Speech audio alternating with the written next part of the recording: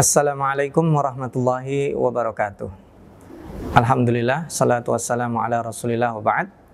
Saya Saiful Bahri, dosen tetap Universitas Muhammadiyah Jakarta, juga sebagai Kaprodi S3, Prodi Manajemen Pendidikan Islam, yang alhamdulillah saat ini diamanahi sebagai anggota Majelis Tabligh PP Muhammadiyah, juga Wakil Ketua Lembaga Seni Budaya dan Peradaban Islam Majelis Ulama Indonesia. Selain itu juga aktif sebagai Ketua Majelis Tarjih PW Muhammadiyah DKI Jakarta. Pada kesempatan kali ini kita akan membahas tentang Isra dan Mi'raj. Sebagaimana kita tahu, setiap bulan Rajab umat Islam memperingati Isra dan Mi'raj.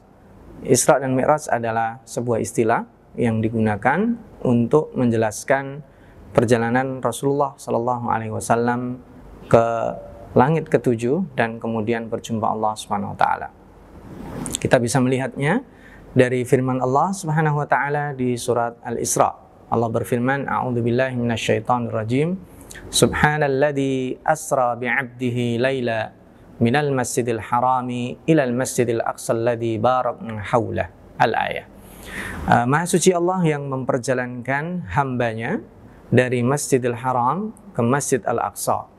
Ini secara literal peristiwa Isra, karena secara bahasa Isra adalah perjalanan di malam hari.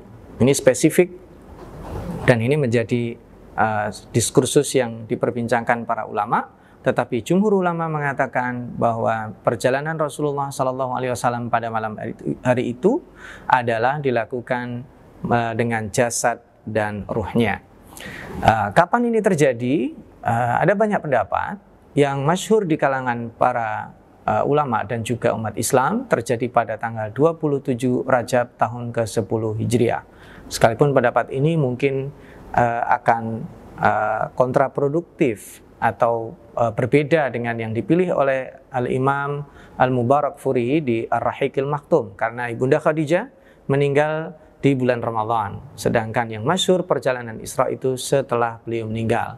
Jadi kemungkinan pendapat As-Sa'di dan juga beberapa ulama yang lainnya, Isra dan Mi'raj kemungkinan terjadi tahun 11, 12 atau menjelang hijrahnya Rasulullah SAW. Tapi apapun yang terjadi, kita tidak memperdebatkan tentang waktunya, tapi esensinya. Rasulullah dipanggil Allah dan ditemani malaikat Jibril. Pada waktu itu beliau menaiki Buraq, dan yang menarik adalah kecepatan malaikat untuk naik ke Mi'raj. Mi'raj adalah salah satu tempat naik turunnya dari langit ke bumi, sebagaimana yang dijelaskan di surat Al-Ma'arij, "Minallahi dzil ma'arij, ta'rujul malaikatu warruhu ilaihi fi yaumin kana miqdaruhu khamsina alfasanah." Jadi malaikat itu untuk naik turun ke Mi'raj itu diperlukan waktu 1 hari. 1 hari kalau disetarakan sama dengan 50.000 tahun. Jika berangkat pagi maka sampainya maghrib. Jika berangkat maghrib maka sampainya adalah subuh. Nah, pada waktu itu Isra dan Mi'raj, sebagaimana yang kita tahu, Rasulullah diperjalankan selepas salat Isya di malam hari. Dan beliau kemudian melakukan perjalanan dari Masjidil Haram ke Masjidil Aqsa untuk transit di sana, melakukan salat di sana, dan setelah itu beliau naik ke Sidratil Muntaha. Sidratil Muntaha itu apa? Sidratil Muntaha adalah sebuah pohon.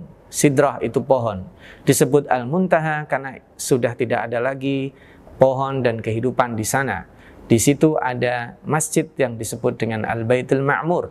Setiap hari masjid ini didatangi oleh 70.000 malaikat untuk sholat di sana. Indaha Jannatul Ma'wa. Jadi setelah itu dekat sekali dengan surga Ma'wa. Dan malaikat Jibril hanya mengantar Nabi Muhammad SAW sampai Sidratil Muntaha, sebagaimana yang dijelaskan di surat An-Najm. Jadi kalau Isra dan Mi'raj, peristiwanya ada di surat Al-Isra, dan tentang malaikat Jibril yang menemani Rasulullah SAW ada di surat An-Najm. Lalu setelah itu beliau ke langit pertama. Sebagaimana kita tahu dalam beberapa riwayat berjumpa dengan Nabi Adam, lalu di langit kedua berjumpa dengan Nabi Yahya dan Nabi Isa, berikutnya berjumpa dengan Nabi Idris, dan berikutnya berjumpa dengan Nabi Harun, Nabi Musa, dan terakhir berjumpa dengan Abul Anbiya, Nabi Ibrahim alaihissalam. Sebenarnya apa esensinya? Esensinya adalah Rasulullah Shallallahu Alaihi Wasallam menerima perintah salat 5 waktu. Nah, ini yang menarik. Makanya jika kita menganggap bahwa Rasulullah Shallallahu Alaihi Wasallam diperjalankan karena kesedihan, ditinggalkan oleh Ibunda Khadijah dan Pamanda Abu Talib, maka itu memang tidak salah, tetapi kurang tepat kalau itu menjadi satu-satunya reasoning. Karena yang ditekankan di surat Al-Isra, Subhanalladzi asra bi'abdihi, status Rasulullah SAW menjadi hamba Allah itulah yang kemudian beliau diperjalankan dan dipanggil oleh Allah. Seseorang yang dipanggil berarti ada misi tertentu dan beliau menerima kewajiban sholat. Jika peristiwa ini adalah dianggap peristiwa penting, maka peristiwa penting yang perlu kita camkan adalah kewajiban sholat. Sholat menjadi satu-satunya kewajiban yang diberikan kepada Nabi Muhammad dan umatnya, serta tidak bisa diwakili pelaksanaannya. Dalam keadaan tenang, kita wajib sholat. Dalam keadaan perang, takut, wajib sholat. Dalam keadaan mukim, wajib sholat. Dalam keadaan musafir, kita juga wajib sholat. Dalam keadaan sehat, wajib sholat. Dalam keadaan kita sakit juga diwajibkan sholat. Hanya saja mungkin di sana ada beberapa rukhsah. Karena itu, apa pelajaran penting umat Islam yang harus didapatkan pada saat memperingati Isra Mi'raj? Yang pertama adalah tidak boleh meninggalkan sholat. Karena ini menjadi pelajaran penting. Yang kedua adalah memaknai apa esensi sholat.